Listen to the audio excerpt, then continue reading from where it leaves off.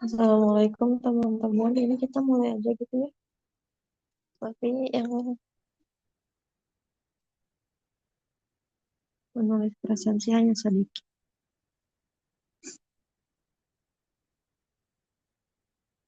Baiknya termasuk ya. Ya, alhamdulillah buka dulu aja ya. Sambil menunggu teman-teman yang lain untuk bisa gabung. Saya buka dulu pertemuannya. Bismillahirrahmanirrahim. Assalamualaikum warahmatullahi wabarakatuh.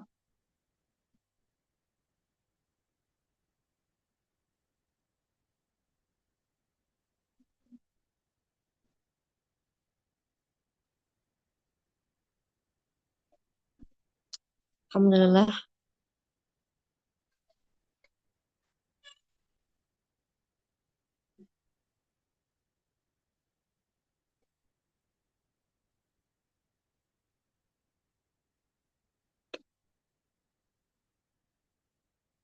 Alhamdulillahirrahmanirrahim. Wabihi nasta'in ala umuri dunya waddin. Wassalatu wassalamu ala asyrafil anbiya'i wal mursalin sayyidina Muhammadin sallallahu alaihi wasallam wa ala alihi wa sahbihi ajma'in. Kita bersyukur kepada Allah Subhanahu wa taala atas kasih sayangnya kita semua bisa berkumpul di halaqah Tarbiyatul Aulad yang kedua ini di tengah kesibukan kita sebagai hamba Allah ya dengan berbagai perannya. Kita masih diizinkan untuk terus meningkatkan kapasitas diri sesuai dengan peran kita. Yang kedua, mari kita bersolawat kepada baginda Nabi Muhammad Sallallahu Alaihi Wasallam yang telah menyampaikan risalah Islam ini dengan sempurna, dilengkapi dengan teladan hidupnya, ya, yang tertulis secara detail, lengkap dalam sirah nabawiyah. Ya, semoga kita semua eh,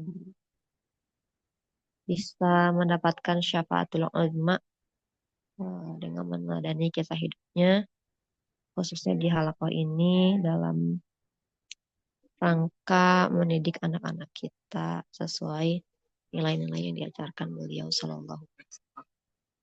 Untuk membuka pertemuan kita, mari membaca suratul Fatihah dan doa sebelum belajar. A'udzu billahi minasyaitonir rajim. Bismillahirrahmanirrahim. Alhamdulillahi rabbil alamin. Ar-Rahmanir-Rahim. Maliki yaumiddin. Iyyaka na'budu wa iyyaka nasta'in. Ihdinas siratal mustaqim. Siratal ladzina an'amta 'alaihim ghairil maghdubi 'alaihim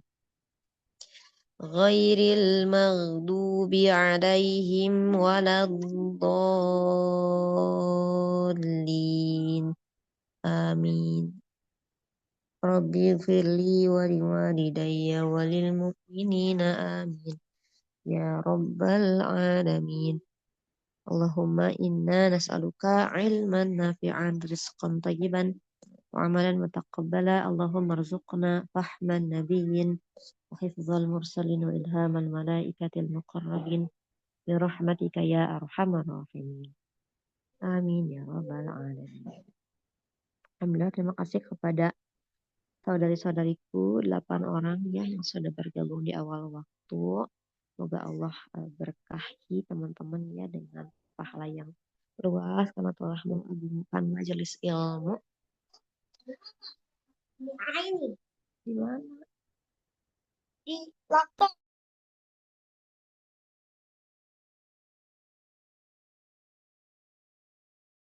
Ganti aja. Ya, hari ini insya Allah kita akan melanjutkan bahasan pendidikan tanggung jawab sosial bersama Fitria, tapi belum bergabung ya, Rob. sedang OTW ya. Oke, jadi mungkin sedikit murojaah ya materi di minggu yang lalu itu bersama teteh kita, Teteh Faizah, di bab pendidikan tanggung jawab sosial yang pertama, yaitu sebentar ya saya buka dulu Pak. Yaitu nah ini menanamkan dasar-dasar mentalitas yang luhur. Jadi lebih kepada sikap-sikap ya yang harus disiapkan eh, ada pada diri kita ataupun anak-anak untuk bisa berkontribusi secara sosial gitu ya. Kemarin tuh ada em, sikap takwa gitu ya yang diwanti-wanti juga ya oleh Umar ibn Khattab ketika kita menjalani kehidupan dunia ini seperti ya takwa itu seperti apa kita berjalan di atas jalan yang berduri ya senantiasa mawas diri senantiasa waspada nggak ada istirahatnya gitu ya itu yang pertama kemudian yang kedua ukhuwah atau persaudaraan ya em, memperlakukan orang lain itu ya sebagaimana mereka saudara kita gitu ya tentu dengan perasaan cinta dan kasih sayang adanya hubungan ya minimal sebagai sesama manusia lah ya gitu nggak harus eh, sesama agama tapi kalau punya rasa kemanusiaan insya Allah ini udah bisa jadi modal dalam berperilaku sosial baik kemudian berkasih sayang ya kasih sayang kalau kata hadis kan eh, barang siapa menyayangi dia akan disayangi Allah ya gitu kalau anak-anak kita dari kita punya modal menyayangi insya Allah ya di rumah ditanamkan sayang menyayangi insya Allah di luar pun dia akan menyayangi orang lain akan memperlakukan orang lain dengan penuh kasih sayang terus apalagi kemarin teh mengutamakan orang lain Iksar ya kemarin aku ingat deh waktu Faizah cerita ada orang yang udah mau sekarat ya udah sekarat dikasih minum masih mikirin orang itu aja orang yang setelahnya sampai orang yang setelahnya juga ternyata masih mikirin orang yang setelahnya lagi sampai akhirnya meninggal semua gitu ya saking salafus soleh ini selalu mendahulukan orang lain ya kepentingan umum dibanding kepentingan dirinya sendiri gitu jadi indah banget ya kalau kita melihat lingkungan yang selalu mendahulukan orang lain dibanding diri sendiri kayaknya nggak akan ada kemiskinan ya nggak akan ada saling rebut gitu iri dengki indah banget kemudian ada juga memaafkan ini yang menyentuh hatiku ya pas bahasan memaafkan gitu karena kalau kita punya rasa memaafkan kita punya toleransi yang luas ya kepada orang lain yang mana tentu tiap manusia itu pasti punya kekurangan kita dengan rasa maaf ini kita bisa hidup berdampingan dengan manusia lain ya karena memang prinsipnya begitu ya kalau mau hidup sama manusia ya harus legowo harus bertoleransi dengan kekurangan yang pasti ada dan yang terakhir adalah berani cuman aku lupa nih konteksnya apa berani ya barangkali ada yang mau nambahin oke nah hari ini bersama Fitria apakah sudah bergabung Fitria oh alhamdulillah ya ini udah dibuka tapi aku lagi murojaah yang bab kemarin ya hari ini insya Allah kita akan bersama saudari kita tercinta Fitri Alfianti di bahasan yang kedua ya memerhatikan hak-hak orang lain jadi siapa saja sih objek sosial kita eh, yang tentunya ini berdasarkan urutan dalam agama kita ya gitu udah nggak sabar nih kayaknya ya kita akan simak langsung saudari-saudari kita Fitri apakah sudah siap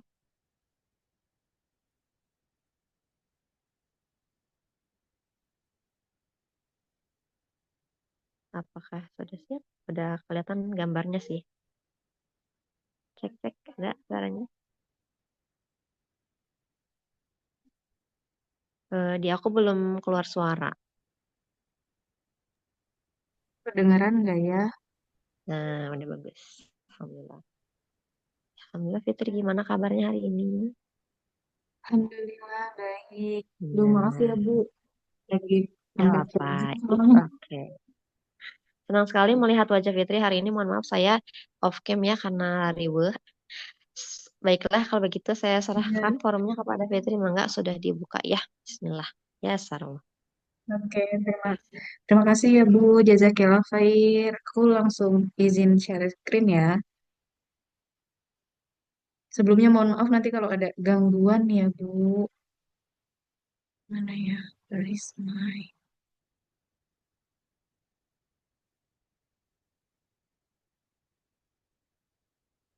Ini bukan sih.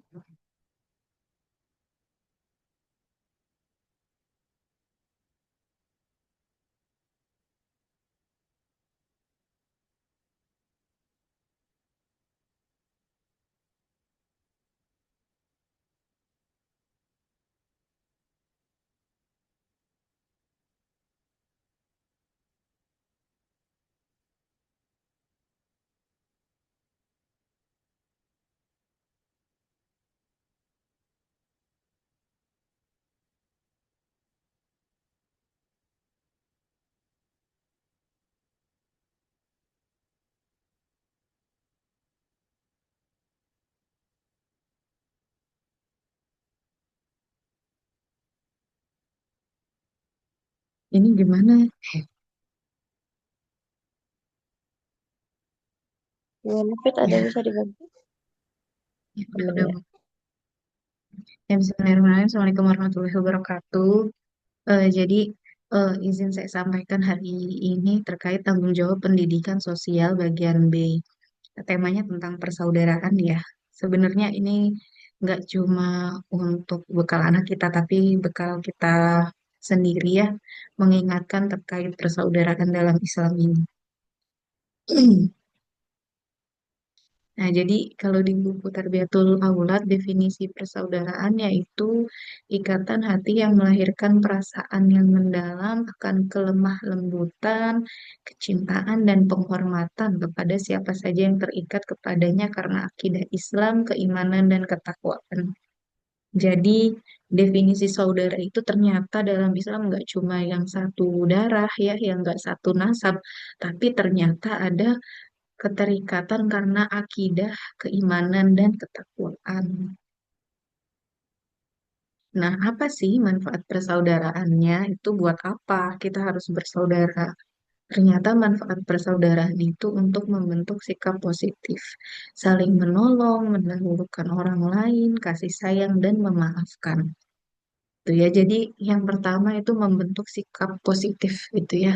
Yang kedua yaitu menjauhi hal-hal yang membahayakan orang lain. Jadi ini lebih ke preventif yang kedua. Jadi sebagai muslim kita wajib untuk melindungi juga saudara kita, baik itu nyawanya, hartanya maupun kehormatannya. Luar biasa ya, dalam banget arti persaudaraannya.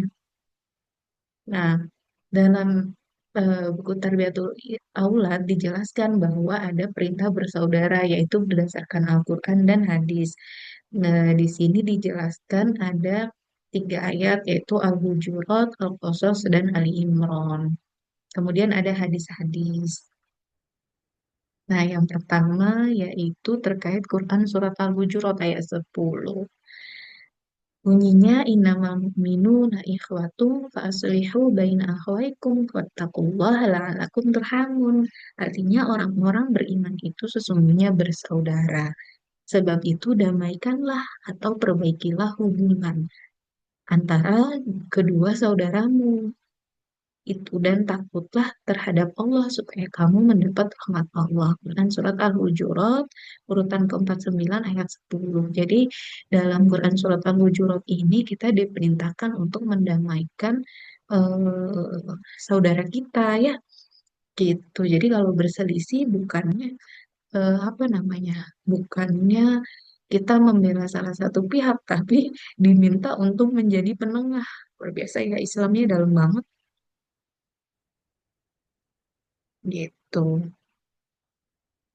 Terus, nah ini aku eh, ini ya mencari tadaburnya kira-kira apa gitu dalam Quran surat Al-Hujurat itu, sekaligus baca tafsirnya. Ini aku mengutip dari kutipannya Dr. Atabik Lutfi dari Telegram One Day One Tadabur. Beliau menjelaskan bahwa penegasan Allah di ayat ini berkaitan dengan perintah pada ayat sebelumnya, yaitu melakukan islah ya jika terjadi pertikaian. Islah itu artinya perdamaian. Nanti ada dijelaskan. Karena sesungguhnya orang-orang beriman itu bersaudara, maka islah merupakan solusi terbaik. Konsekuensi atas keimanan adalah persaudaraan. Sebagaimana konsekuensi persaudaraan adalah islah. Dalam banget ya, konsekuensi iman itu bersaudara. Jadi, em, teteh-teteh yang hadir saat ini juga merupakan saudara aku ya, gitu. Insya Allah ya, kita ini bersaudara dalam ya. Gitu. Terus, em, apalagi nih, sebagaimana konsekuensi persaudaraan adalah islah gitu. Jadi iman itu bersaudara, sedangkan saudaraan itu adalah islah gitu, mendamaikan. Yaitu mendamaikan antara dua saudara yang sedang bertikai dan saling mengingatkan untuk bertakwa kepada Allah. Jadi kewajiban kita itu mendamaikan dan mengingatkan. Urusan keputusannya itu ada di dua orang sendiri gitu. Gimana pun eh, kewajiban kita memang mengingatkan dan mendamaikan ya. Kalaupun nanti ke depannya tidak mau berdamai ya itu eh, apa ya konsekuensi dari sikap mereka sendiri. Dengan kembali berdamai dan bersaudara, maka rahmat Allah akan semakin melingkupi dan menyertai mereka. Tujuannya apa ya sebenarnya ketika kita berdamai dan bersaudara tujuannya ya bukan lain rahmat Allah gitu ya. Dan kita juga nggak enak ya melihat saudara kita itu saling bertengkar, saling bertikai gitu.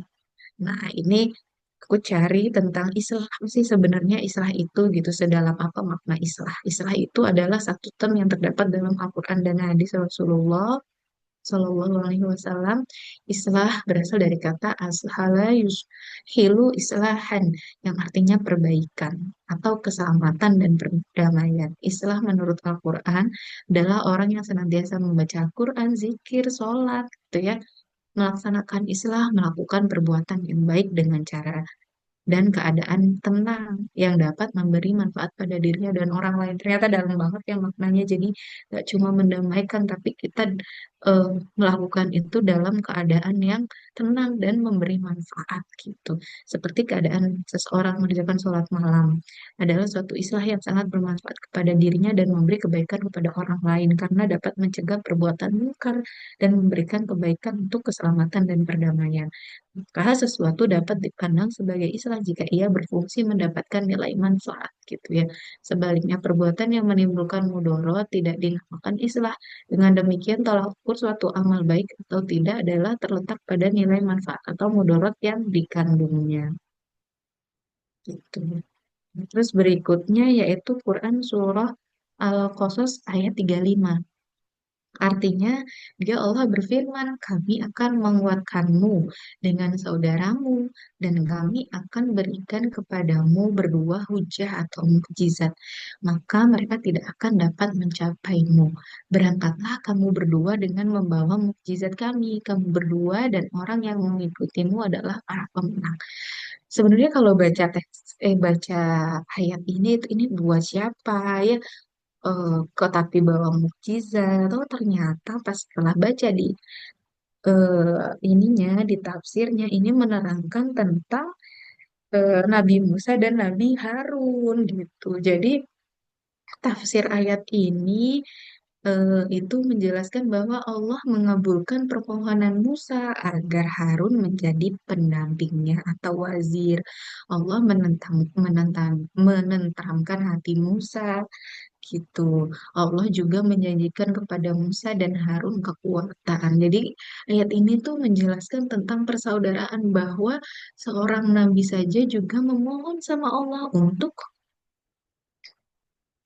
memiliki saudara gitu ya. Apalagi kita teman-teman gitu ya. Terus Allah juga menjanjikan kepada Musa dan Harun kekuatan. Dan di ayat ini dijelaskan pula bahwa Musa pulang kepada istrinya, bercerita tentang pengangkatan yang menjadi rasul serta kejadian yang dialaminya. Sehingga istrinya pun tenang gitu. Dan setelah dijelaskan, Nabi Musa membawa keluarganya untuk berangkat ke Mesir dan menyampaikan risalah dakwah.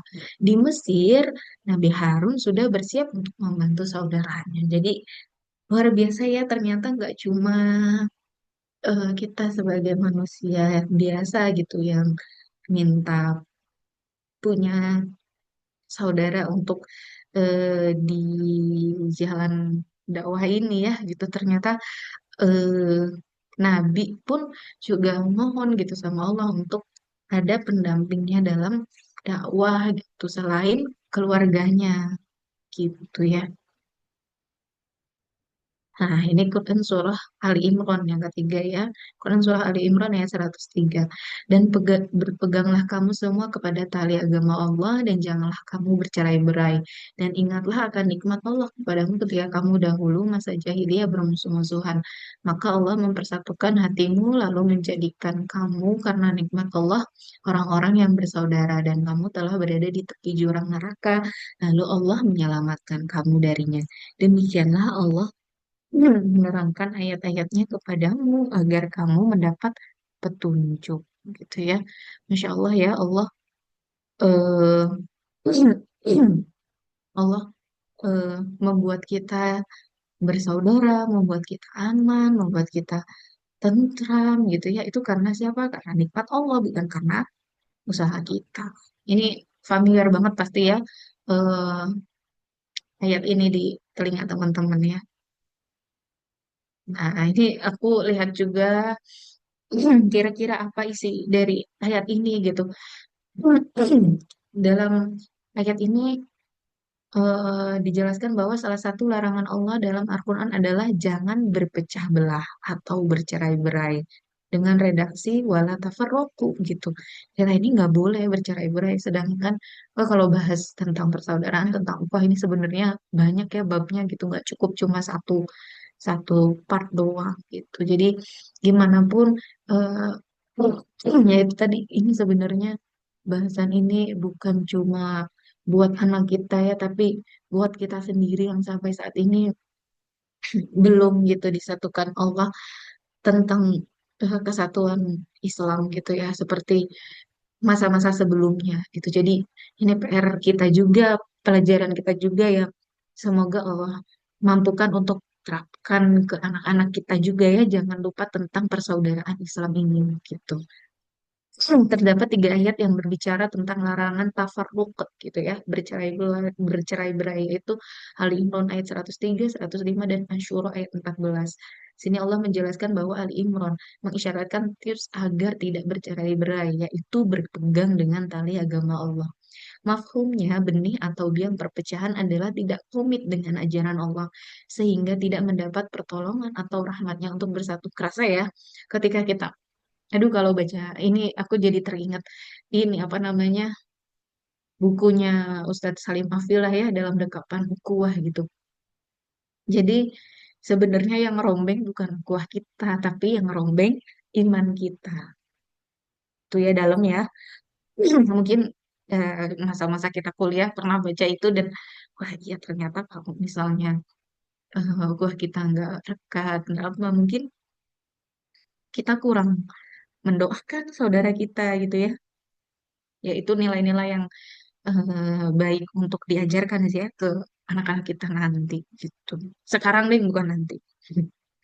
Nah ini berikutnya Al Imran ayat 105.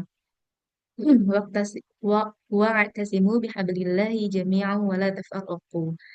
menggambarkan di antara perilaku ahli kitab yang suka berselisih dan berpecah. Imam Sa'di menuturkan Allah melarang orang beriman dalam ayat ini untuk menyerupai ahli kitab dalam hal perselisihan dan perpecahan yang sering terjadi antara mereka. Quran Surat Asy-Syura ayat 14 menginformasikan alasan perpecahan di antara ahli kitab adalah kedengkian dan hasut yang terjadi antara mereka. Iyalah, kalau kita saling iri dengki, saling hasad gitu ya. Gimana ya? Kalau kita punya koneksi gitu ya, misal bayangkan aja teman-teman kayak sebenarnya kalau di Indonesia berbicara tentang persaudaraan ini luar biasa ya kita eh, teman-teman yang di Aceh gitu ya bisa dibantu oleh teman-teman dari masjid-masjid di Jogja, di Jawa gitu ya, di Kalimantan, Sulawesi, bahkan tolong menolong gitu ya untuk membantu saudara kita yang waktu kena bencana di Sumatera, di Aceh gitu ya. Eh, itu kalau bukan karena rahmat Allah gitu ya, dan bukan karena iman kita yang berbicara, sulit sih ya bicara seperti itu, atau cuma mungkin sebatas solidarity doang, kemanusiaan doang gitu ya, itu nggak akan dalam dan nggak akan kena gitu, bahkan hubungannya mungkin nggak akan lama gitu ya. Kebayangnya kalau misalnya kita iri dengki hasad, aku nggak mau nolong kamu gitu. Kalau kita nggak punya iri dengki, nggak punya hasad kan, kita mau koneksi kemana aja enak ya gitu, nggak ada tuh sangkut pautnya. Makanya penting sekali rasa persaudaraan ini gitu ya. Sebenarnya bukan buat anak kita doang ya. Ini aku lagi-lagi kalau bikin ini tuh buat diri sendiri nih. Nah, ini aku dapat kutipan dari Gen Saladin. Tadinya mau ngelihat tentang ukhuwah, tapi kok nggak nemu postingannya ya. Jadi ini eh, yang sama ini tentang sebab ternyata maksiat itu bisa merembet dampaknya. Itulah yang dituturkan Fudail bin Iyad. Tuh ya, sesungguhnya aku bermaksud kepada Allah, lalu aku dapat melihat akibatnya pada tabiat keledaiku, pada sikap pelayanku, pada istriku, dan bahkan pada tikus di rumahku gitu. Ya, ini kunci dari kita untuk merasa bersaudara dan bersatu adalah berpegang teguh kepada tali agama Allah gitu ya.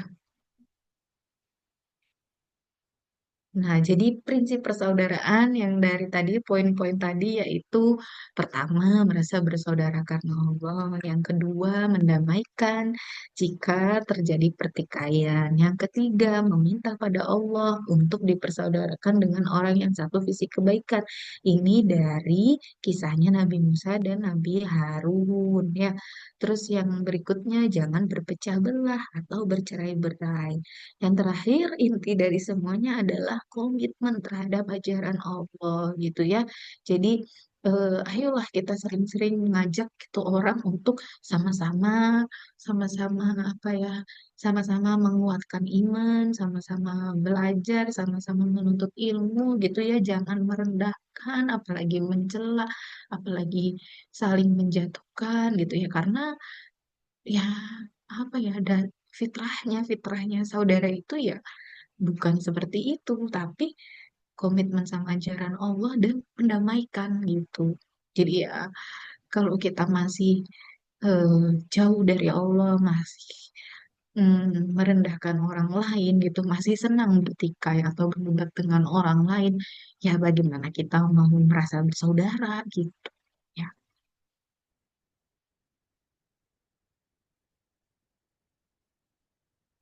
Nah, ini sedangkan perintah dalam hadis ini diriwayatkan oleh Imam Muslim bahwa Rasulullah bersabda, seorang muslim adalah saudara bagi muslim lainnya yang tidak boleh menzolimi, menelantarkan, dan menghinanya. Jadi di sini poinnya adalah tidak boleh zolim, tidak boleh menelantarkan, tidak boleh menghina. Bener deh ini kalau belajar Islam bener-bener tuh kita sebenarnya apa ya, menurut aku luar biasa banget ajaran Islam ini ya, apalagi ketika kita mendidik anak nih. Poin tanggung jawab sosial gitu, nggak cuma punya jiwa sosial doang tapi ternyata penjabarannya luar biasa ya. Takwa itu ada di sini sambil menunjuk ke arah dadanya 3 kali, dan setiap muslim atas muslim lainnya adalah haram, baik darah harta maupun kehormatannya. Ya Allah, Allahu Akbar. Nah, ini berikutnya yaitu diriwayatkan oleh Al-Bukhari dan Muslim bahwa Nabi bersabda, tidaklah beriman salah seorang di antara kalian sebelum mencintai saudaranya sebagaimana mencintai dirinya sendiri. Wah, kalau bahas tentang sahabat ini luar biasa ya. Ada yang eh, waktu itu eh, apa namanya ada yang hijrah gitu, bahkan ada yang ya ini rumahmu buat kamu saja gitu, antara persaudaraan kaum muhajirin dan kaum ansor ya. Terus ada yang iya istriku juga silahkan kamu pilih saja mau yang mana gitu. Tidak gitu, padahal sebegitunya coba teman-teman mau nggak ketika misalnya ada temennya yang ini rumahku buat kamu saja, mikir-mikir dulu gitu. Nah itu seperti yang dijelaskan, tapi ya itu karena sahabatnya seperti itu. Dan apa ya, orang dipersatukan karena frekuensinya sama, nggak mungkin iya wah makasih ya rumahnya buat aku, enggak gitu, nggak serta merta begitu. Wah iya ntar aku pilih istrimu yang paling cantik dan solihah, enggak gitu, nggak gitu ya. Tapi tahu diri juga gitu, enggak tunjukkan padaku eh, pasar di mana gitu ya. Teman-teman tahu ya siapa sahabatnya? Tahu nggak Abdurrahman siapa bin sahabatnya, itu tunjukkan padaku pasar aja gitu. Ya, Auf. boleh komen ya siapa ininya, sahabatnya yang eh, mau nunjukin rumah, mau nunjukin, ya betul, Abdurrahman bin Auf, betul Bu Dini. Jadi Abdurrahman bin Auf karena tangannya terampil sekali ya, mau apa namanya, ibaratnya pelepah pisang aja dia bisa jadiin itu duit gitu ya. Ya tapi lagi-lagi ketika kapasitas saudaranya seperti itu gitu ya, kapasitas sahabatnya seperti itu ya Allah menunjukkan apa namanya sahabatnya juga nggak yang kualitas low ya, pasti kualitasnya high juga gitu. Luar biasa emang, Insya Allah.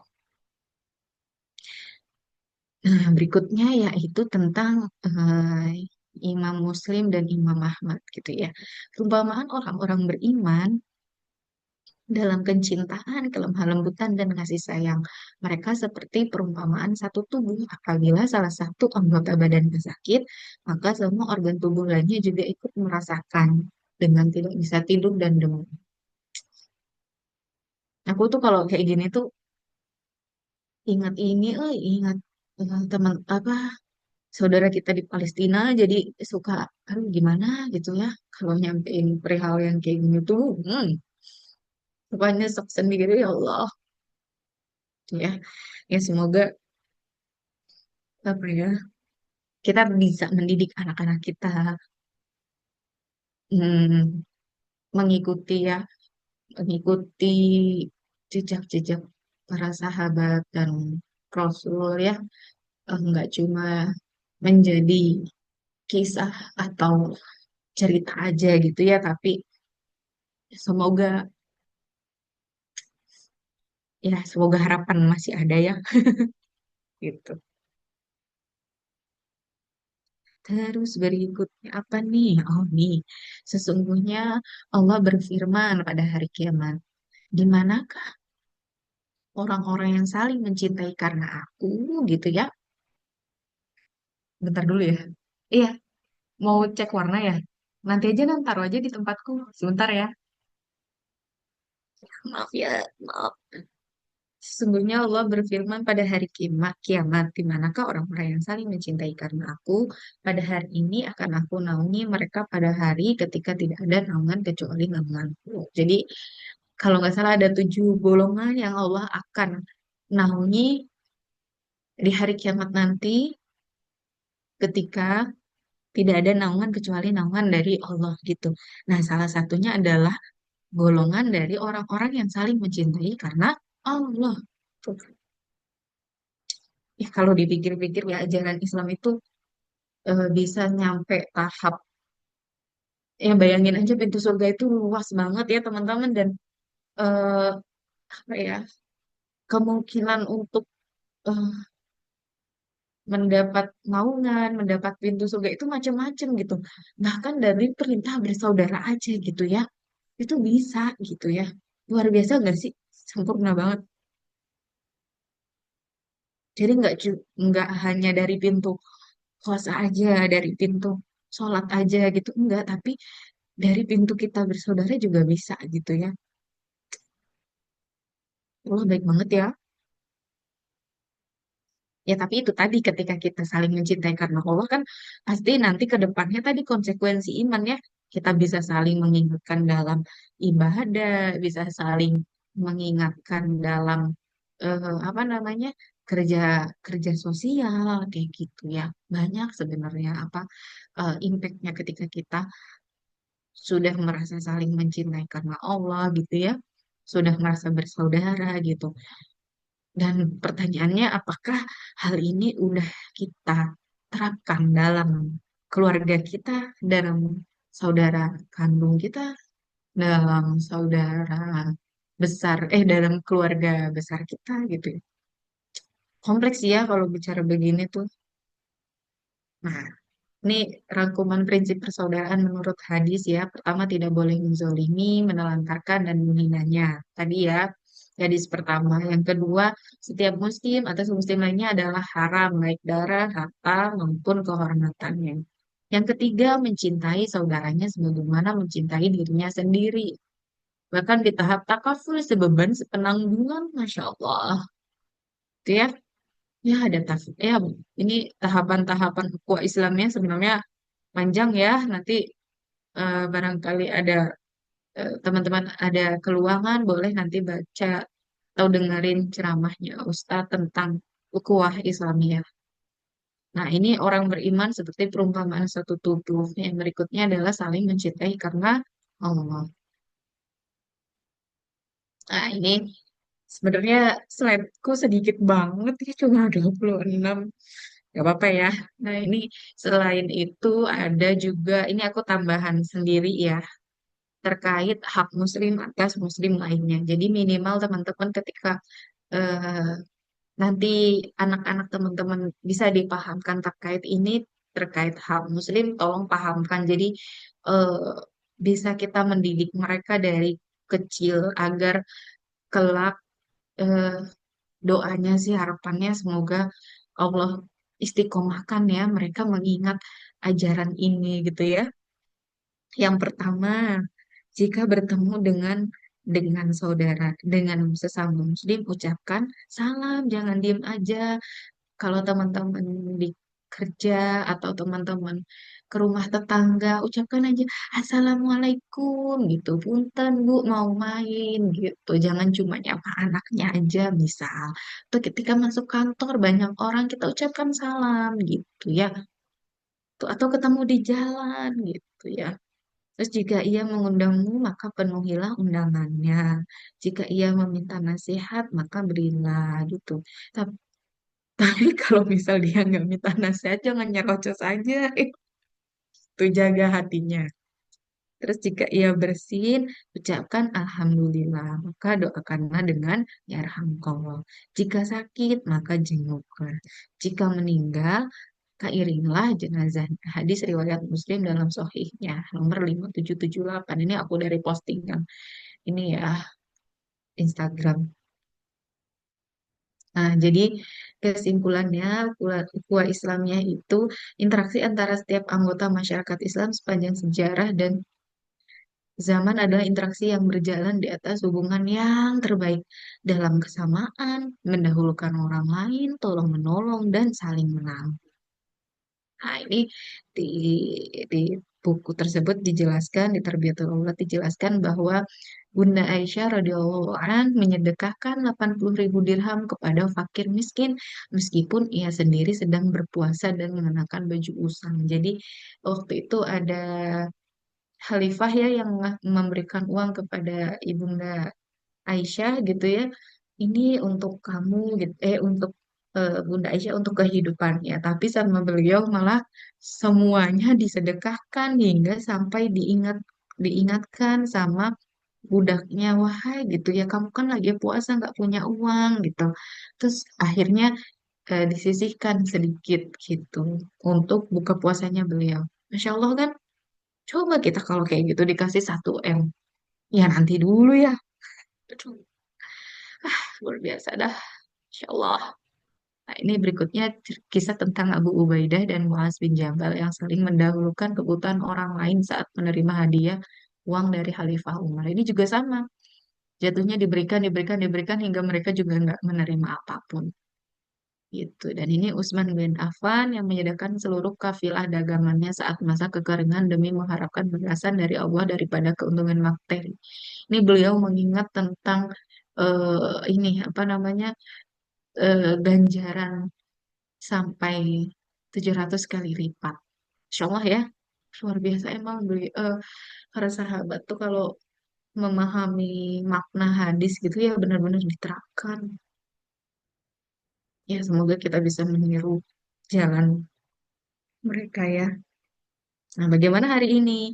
Alhamdulillah waktu itu kita dipertunjukkan sama Allah terkait ini ya, eh, flotila ini. Jadi ternyata eh, Allah masih apa ya menunjukkan kepada kita bahwa persaudaraan ya walaupun ini bukan muslim aja yang ikutan ya, tapi Allah menunjukkan bahwa persaudaraan itu ternyata seberdampak ini gitu. Ya, semoga suatu hari nanti anak-anak kita menjadi bagian dari orang-orang yang suka bersaudara dan orang-orang yang eh, kayak berdampak terhadap persaudaraan ini gitu ya. Utamanya sih buat Palestina ya. Tuh ya walaupun eh, tadinya mau memberikan hal yang negatif tapi kayaknya aku memilih untuk tidak memberikan yang negatif ya. Kita berikan yang positif aja supaya eh, apa hati dan pikiran kita masih eh, punya sejuta alasan untuk tetap berharap dan bersyukur gitu ya. Tips.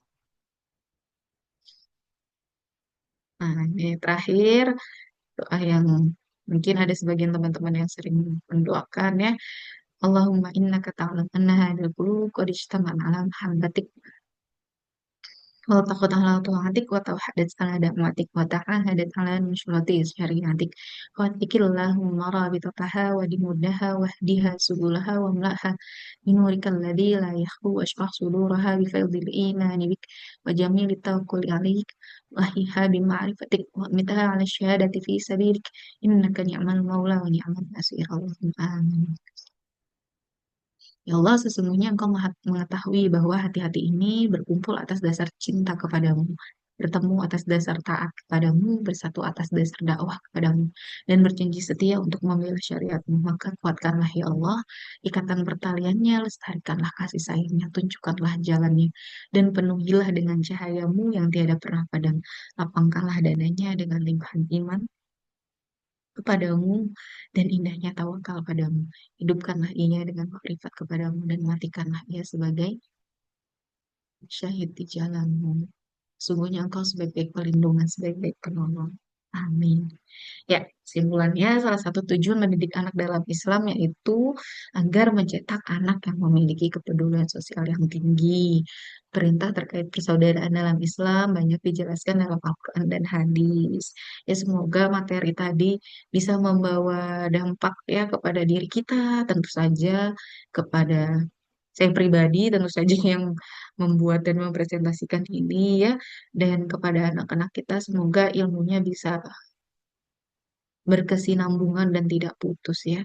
Dan terkait teladan tentang persaudaraan dalam Islam sudah dicontohkan oleh Rasulullah, keluarganya dan para sahabatnya. Jazakumullah khair, terima kasih. Ya, Budini, segitu Alhamdulillah, aja Masya Allah, materi Ibu. dariku. Kalau Bangga gitu terima kalau mau kasih ada materinya diskusi. sangat menggugah ya, seperti biasa suaranya yang begitu lembut, tapi kalimatnya tuh menyentuh banget ya. Mulai dari awal tadi yang menyadarkan aku kembali ya bahwa konsekuensi dari iman itu adalah bersaudara gitu ya. Em, kadang kadang kala apa ya, aku ngerasa ya udahlah, udah cukup gitu dengan punya saudara beneran gitu ya, saudara-saudara. Tapi ternyata dalam Islam nggak cukup ya, ternyata sampai di titik itu. Nggak cukup menyayangi saudara-saudara aja, karena ketika kita mengaku beriman, orang lain yang sama imannya dengan kita adalah saudara kita juga gitu. Di situ aku merasa wah, harus berbenah gitu ya. Dan ketika kita sudah dapat nih paham tentang bahwa iman itu artinya bersaudara, dan bersaudara itu adalah islah gitu ya. Jadi mikir lebih dalam lagi gitu. Bukan hanya tentang oh aku saudara, tapi bagaimana kita selalu hadir sebagai pendamai gitu ya.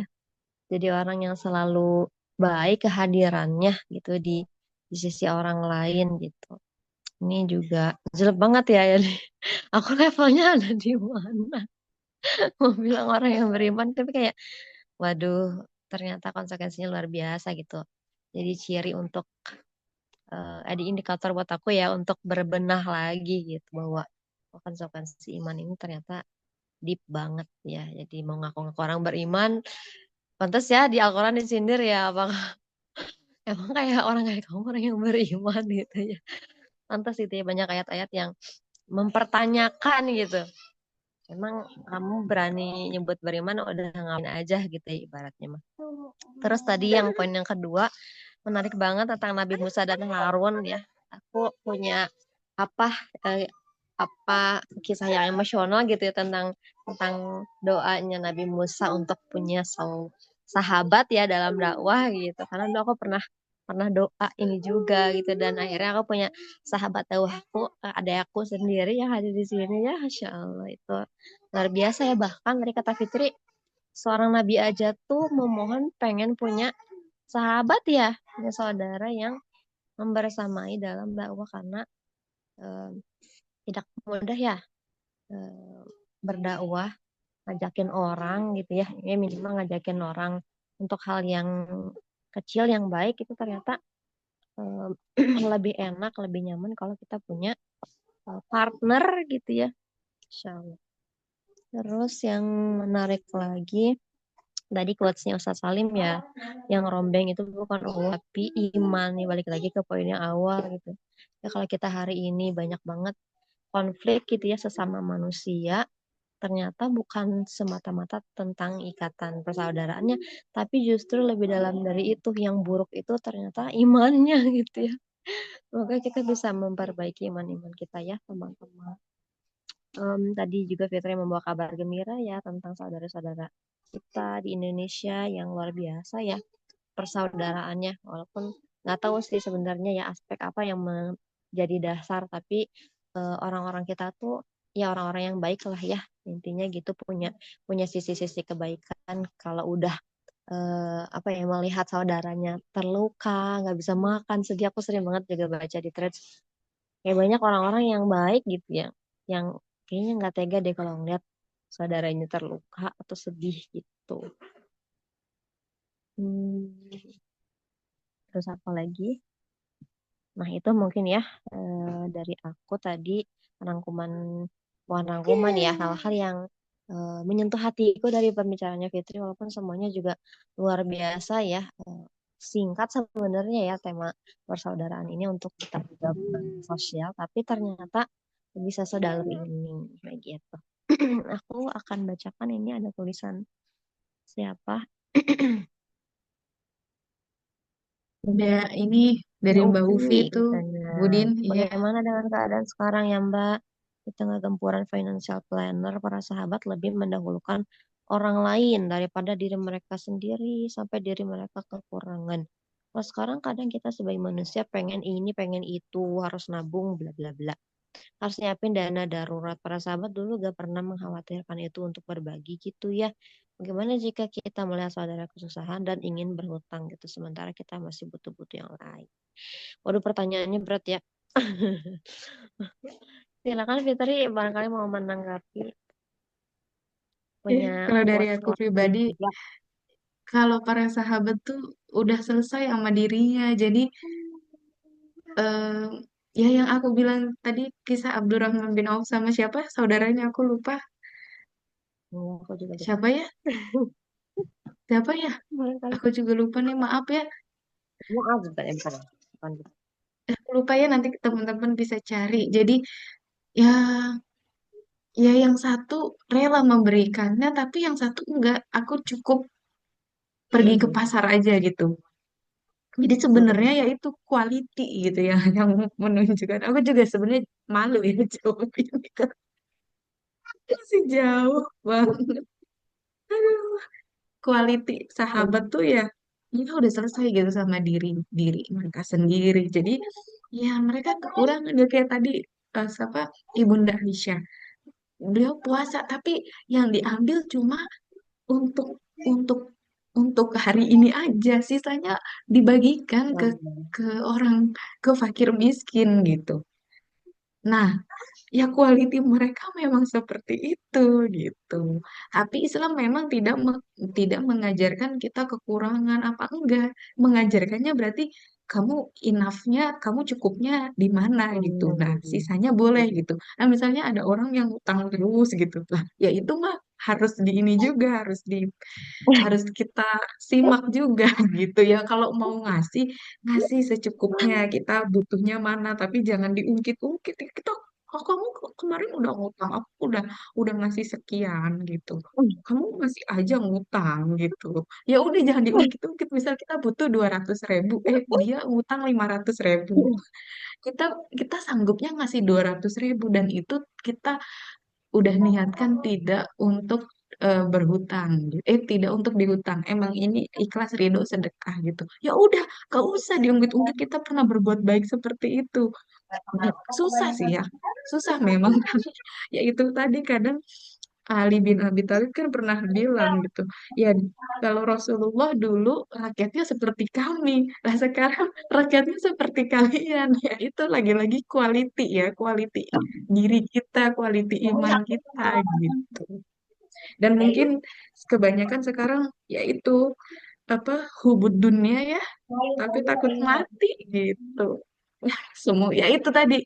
Makanya aku pengennya posting yang positif aja bagaimana hari ini gitu. Jadi ya ada global ini semut flotilla ya supaya kita masih ada Masih ada harapan gitu ya. gitu. Iya, gitu sih. Mbak Ufi ya semoga bisa menjawab gitu. Ya, Ya Allah. masih ada harapan dan masih ada Alhamdulillah. inilah Amin. kita ya belum kiamat insya Allah jadi masih masih ada usaha untuk kita bisa membangkitkan quality eh, apa quality anak-anak kita gitu ya atau kalau nggak anak-anak cucu lah kalau nggak cucu buyut lah pokoknya masih ada mindset untuk membentuk itu ya Mbak Ufi. Insya Allah. Aku jadi terinspirasi dari apa pembicaranya Fitri itu kayak orang sahabat tuh mereka ada di level mereka tahu batas kebutuhan mereka apa. Pun kalau apa ya hal-hal yang sifatnya materi itu pergi, mereka tuh nggak khawatir mereka kelaparan gitu ya. Nggak khawatir besok di mana gitu.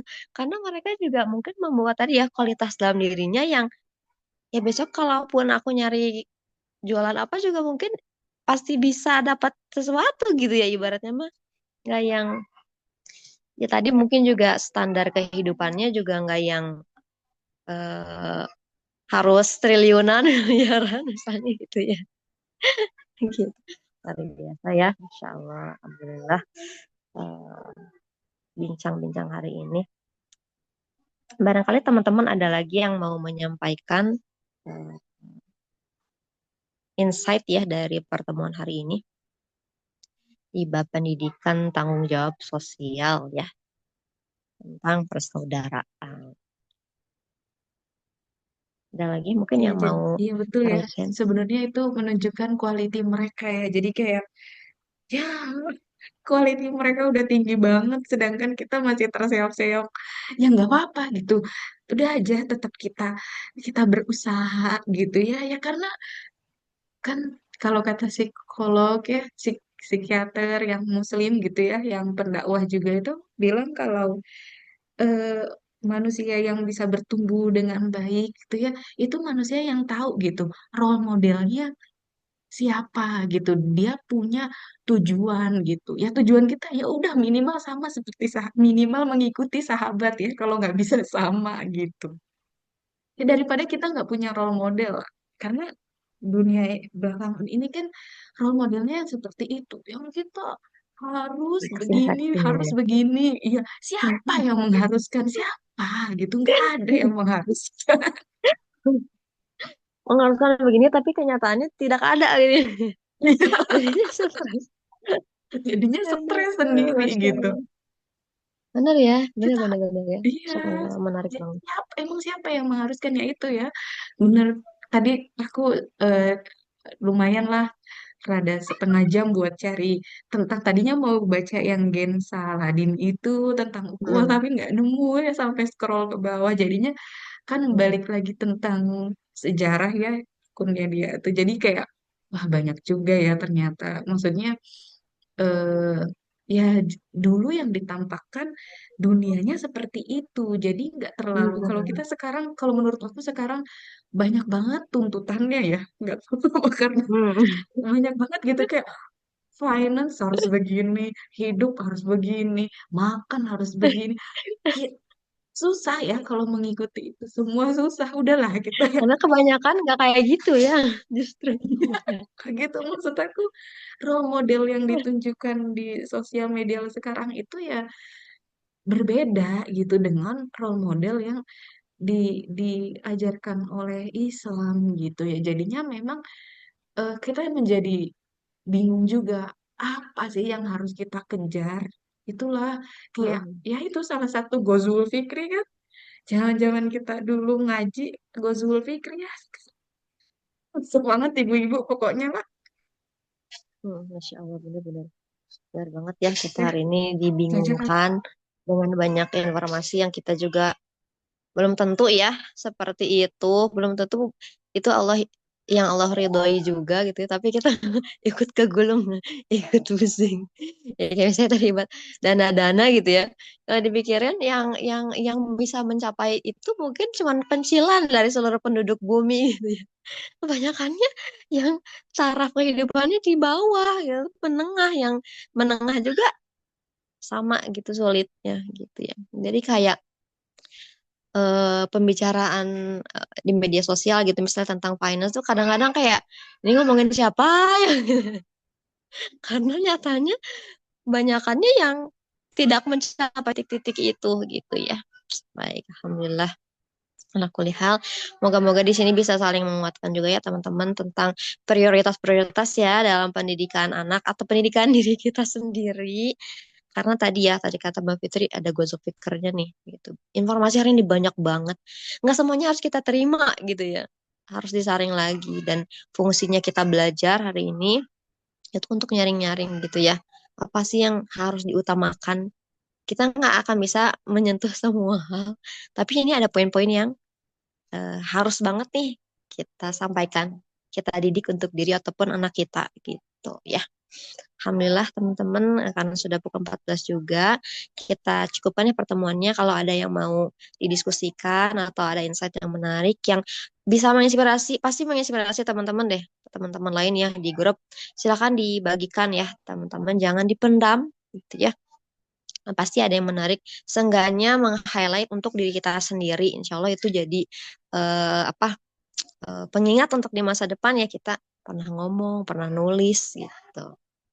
Baik, untuk hari ini kita cukupkan ya teman-teman dengan ucapan hamdalah, alhamdulillahirabbil alamin dan doa akhir majelis subhanakallahumma wa bihamdika asyhadu an la ilaha illa anta astaghfiruka wa atubu ilaik. Terima kasih Mbak Fitri juga teman-teman yang sudah hadir hari ini. Assalamualaikum warahmatullahi wabarakatuh.